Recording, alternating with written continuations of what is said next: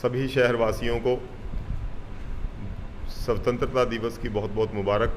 हम जानते हैं बड़ी मेहनत से, बड़ी कुर्बानियों से स्वतंत्रता हमें मिली है और हम सब का ये कर्तव्य है कि इस स्वतंत्र भारत के अंदर हम फ्रीली सांस ले सकें। उस सब के लिए हमें इस राष्ट्र की सुरक्षा करनी है और उस सुरक्षा के अंदर टाइम टाइम पर अलग अलग चुनौतियाँ आती हैं और उन चुनौतियों का हम सब मिलकर सामना कर सकते हैं। जैसे ये कोरोना की बात हो रही है, ये भी एक बहुत बड़ी चुनौती है हमारे सबके सामने, और यदि हम गवर्नमेंट की गाइडलाइंस को फॉलो करेंगे, डिसिप्लिन में रहेंगे, तो इस महामारी से भी हम बाहर निकल पाएंगे। और महामारी से बाहर निकल के हम अपनी तो रक्षा करेंगे ही, देश के लिए भी बहुत बड़ा कंट्रीब्यूशन होगा। तो मेरा सबसे अनुरोध है, इस महामारी से बचने के लिए गवर्नमेंट की गाइडलाइंस को फॉलो कीजिए।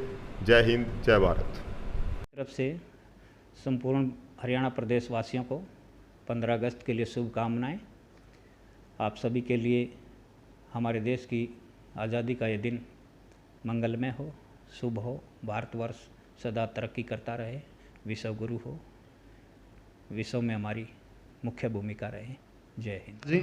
मैं अपनी तरफ से 15 अगस्त रक्षाबंधन की तरफ के त्यौहार की सभी को एडवांस में बधाई देना चाहता हूं और इस वैश्विक महामारी कोविड-19 से बचने के लिए सभी को सोशल डिस्टेंस और अपने घर पे रह कर ही अपने त्यौहार मनाने का और अपने काम काज त्यौहार पे अच्छे से निपटाने का कार्य करेंगे।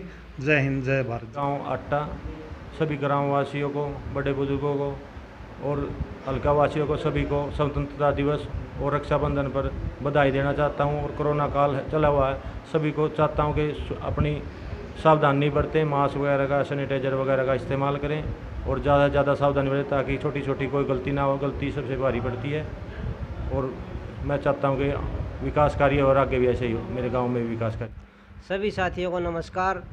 मेरी तरफ से सभी साथियों को, प्रदेशवासियों को, हल्का वासियों को आने वाले सभी त्यौहार जैसे शिवरात्रि, तीज और 15 अगस्त की बहुत बहुत शुभकामनाएं। सभी साथियों से मेरा एक और निवेदन है कि जो संसार में कोरोना की महामारी आई है, उसके बचाव के लिए सरकार द्वारा दी गई सभी हिदायतों का पालन करें, तभी देश सुरक्षित रहेगा और तभी आप सुरक्षित रहेंगे। जय हिंद। बलवान वाल्मीकि, हल्का इसराना। दीप सरपंच गांव जोरासी खालसा अपने गांव की तरफ से, अपनी तरफ से 15 अगस्त और 15 अगस्त जन्माष्टमी, रक्षाबंधन की शुभ हार्दिक शुभकामनाएं देता हूं। और जो ये कोरोना महामारी फैली हुई है, इसके उसमें सभी भाई बहनों से हाथ जोड़कर यही कहता हूं कि एक साथ होकर इसे लड़े। नमस्कार सभी देशवासियों को स्वतंत्र दिवस की हार्दिक शुभकामनाएं। और जैसे कि हमें पता है कि कोरोना महामारी पूरी तरह से देश में फैली हुई है और ये जो त्योहारों का सीजन अब शुरू हो गया है, कहते हैं कि आई तीज और बोगी बीज, और फिर कहते हैं आई होली बरलेगी जोड़ी। अब तीज का त्यौहार गया है 2 दिन पहले ही और अब त्योहारों का सीज़न शुरू हो गया है। तो हम नहीं चाहते कि हम त्योहारों को कुछ इस तरह से मनाएं कि कोरोना वाली बीमारी हम अपने साथ अपने घर ले जाएं, अपने बच्चों को उससे पीड़ित करें, परिवार के सदस्यों को पीड़ित करें। तो हम कोशिश करें कि हम अपने घर पे रह के ही अपने त्योहारों को मनाएं और सकुशल रहें। और धन्यवाद। गाँववासियों व प्रदेशवासियों को 15 अगस्त की बहुत बहुत शुभकामनाएं। कोरोना काल में उचित दूरी बनाए रखें, मुंह पर मास्क लगाएं, घर बैठकर ही अपने त्यौहार को मनाएं। धन्यवाद।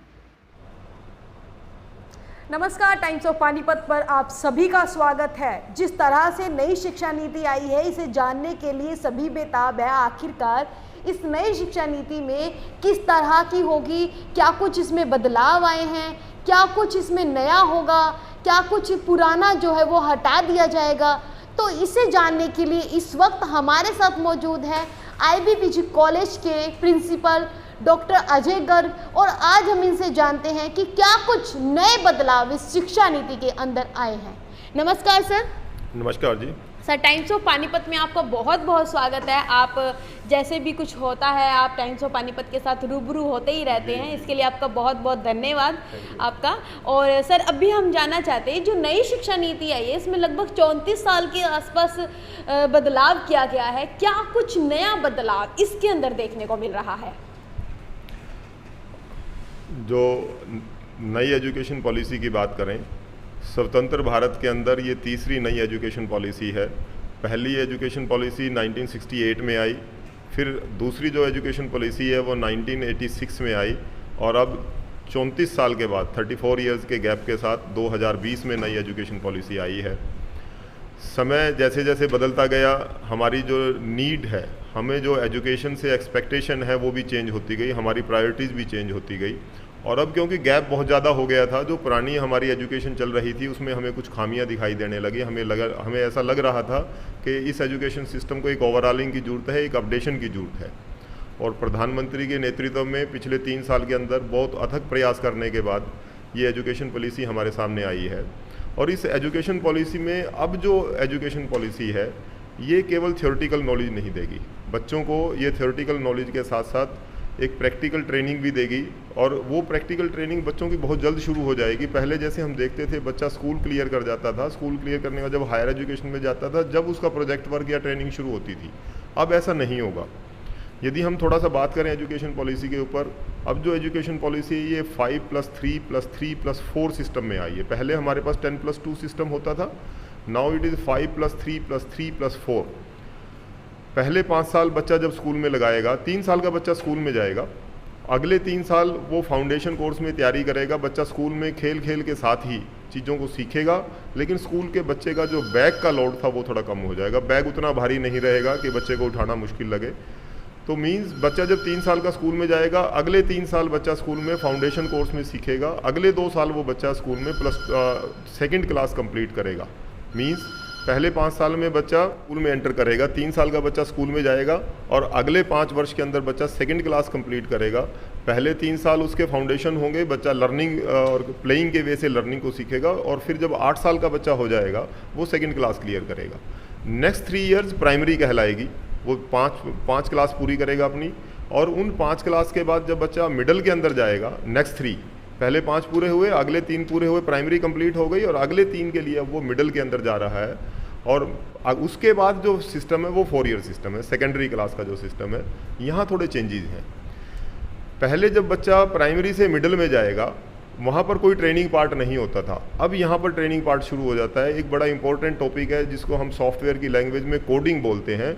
बच्चा 6ठी क्लास से ही कोडिंग सीखनी शुरू कर देगा। इंटरनेशनल सिनेरियो पे चाइना के अंदर ये सिस्टम ऑलरेडी अडॉप्टेड था, लेकिन हमारा बच्चा जब कोडिंग करता था तो वो बड़ी हायर क्लास में जाके शुरू करता था, लेकिन अब बच्चे को 6ठी क्लास से ही कोडिंग सिखानी शुरू हो जाएगी। तो इसका मतलब हम उम्मीद करेंगे आने वाले टाइम के अंदर इंडिया के अंदर जो नई जनरेशन होगी ये कोडिंग पॉइंट ऑफ व्यू से, सॉफ्टवेयर के पॉइंट ऑफ व्यू से बहुत स्ट्रॉन्ग होगी।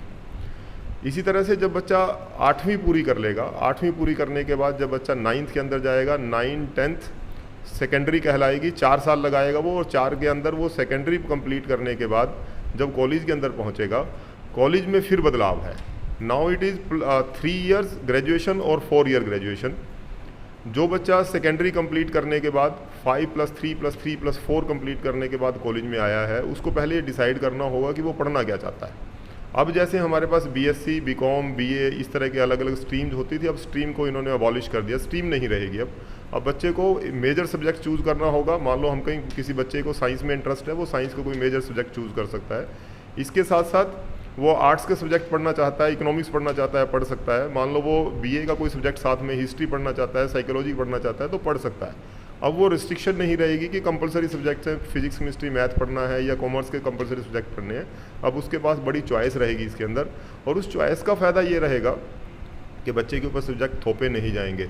जिन सब्जेक्ट्स में उसका इंटरेस्ट है वो उन्हीं सब्जेक्ट्स को पढ़ेगा, और निश्चित तौर पर जब वो अपने इंटरेस्ट के सब्जेक्ट्स पढ़ेगा तो उसका कंपैरेटिवली जो नॉलेज लेवल है, जो उसका इंटरेस्ट है, उसके अंदर थोड़ा ज़्यादा रहेगा। We expect thing will be better. और इसके साथ साथ कॉलेज लेवल पे ही अब उसका जो प्रोजेक्ट वर्क का सिस्टम है वो चलेगा।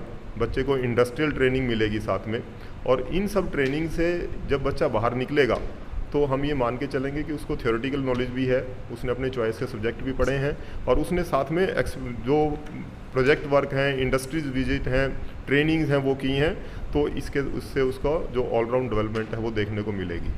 जो नई चेंजेस हैं, 10th का बोर्ड एबॉलिश हो गया, अब केवल 12th का बोर्ड रहेगा। एक टाइम था पहले 5वीं का भी बोर्ड होता था, 10वीं क्लास का भी बोर्ड होता था, 12th क्लास में भी होता था। 5वीं का बोर्ड तो पहले ही ख़त्म हो गया था। अब इस एजुकेशन पॉलिसी के अनुसार 10th में कोई बोर्ड का एग्ज़ाम नहीं होगा, स्कूल के एग्ज़ाम ही होंगे, बोर्ड केवल 12th लेवल पे होगा। साथ में एमफिल को बिल्कुल ख़त्म कर दिया है, हिंदुस्तान में अब एमफिल नाम की डिग्री नहीं होगी। जब बच्चा कॉलेज में आएगा तो उसको यदि उसको डिसाइड कर लिया उसने कि उसने पढ़ना क्या है, इसके अलावा उसको ये भी डिसाइड करना होगा कि वो हायर एजुकेशन परसू करना चाहता है नहीं। मीन्स बच्चा जब कॉलेज में दाखिला लेगा, यदि वो कॉलेज में 1 साल लगाता है तो उसको एक सर्टिफिकेट मिलेगा 1 साल के बाद, जो सर्टिफिकेट कोर्स कहलाएगा।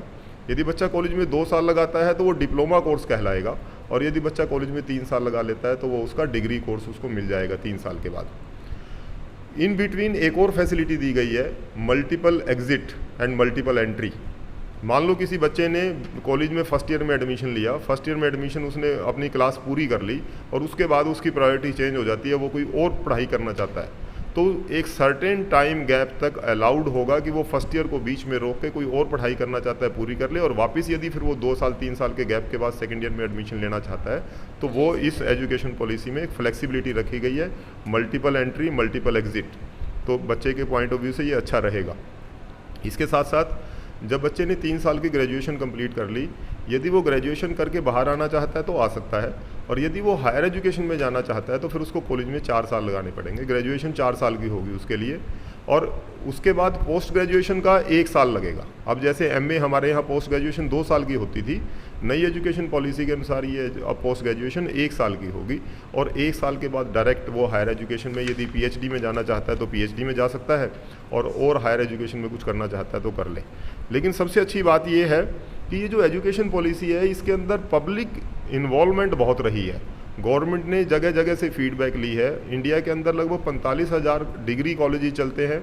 डिग्री कॉलेजेस को फीडबैक देने, एक जब इसका फ्रेम बन गया था, इसका एक खाका तैयार हो गया था, उस खाके को पब्लिक डोमेन के अंदर डाला गया और ओपनली पब्लिक से इस पॉलिसी के बारे में रिमार्क्स मांगे गए, इसके बारे में व्यूज़ मांगे गए या इसके बारे में सजेशन मांगी गई कि इसमें और क्या इम्प्रूवमेंट हो सकती है। और अच्छी बात यह है 2 लाख ग्राम पंचायतें हिंदुस्तान से उन्होंने इसके अंदर पार्टिसिपेट किया है। लगभग 1000 यूनिवर्सिटीज़ हैं इंडिया के अंदर जहां से प्रोफेसर्स ने, वाइस चांसलर के लेवल लोगों ने इसके अंदर अपने सुजेशन देके इनकॉर्पोरेट किए गए हैं। और जब ये बिल्कुल फाइनल खाका भी तैयार हो गया था, उसके बावजूद जब इसको लास्ट में पब्लिक डोमेन में डाला गया तो लगभग 2.25 लाख सुजेशन पब्लिक के आए, और उनमें से जो वाइबल थे, उनमें से जो उनको लगा कि ये वाकई ही इसमें कॉर्पोरेट किए जा सकते हैं, उन सजेशन को कॉर्पोरेट करके इनकॉर्पोरेट करने के बाद ये पॉलिसी सामने आई है। और आप देख रहे हैं जब से ये पॉलिसी आई है, कहीं से भी इस पॉलिसी का विरोध इसीलिए नहीं हुआ क्योंकि इसके अंदर पब्लिक इन्वॉल्वमेंट बहुत ज़्यादा थी। तो हम ये मान के चल रहे हैं कि जो न्यू एजुकेशन पॉलिसी है, एक भारत के नए निर्माण में आत्मनिर्भर भारत का जो प्रधानमंत्री का सपना है, उसके अंदर ये बहुत अहम रोल प्ले करेगी। और जो बच्चों के साथ एक प्रॉब्लम थी कि एजुकेशन लेने के बावजूद भी बच्चों के अंदर स्किल डेवलपमेंट नहीं होती थी, बच्चों को अनएम्प्लॉयमेंट फेस करना पड़ता था, वो प्रॉब्लम नहीं होगी।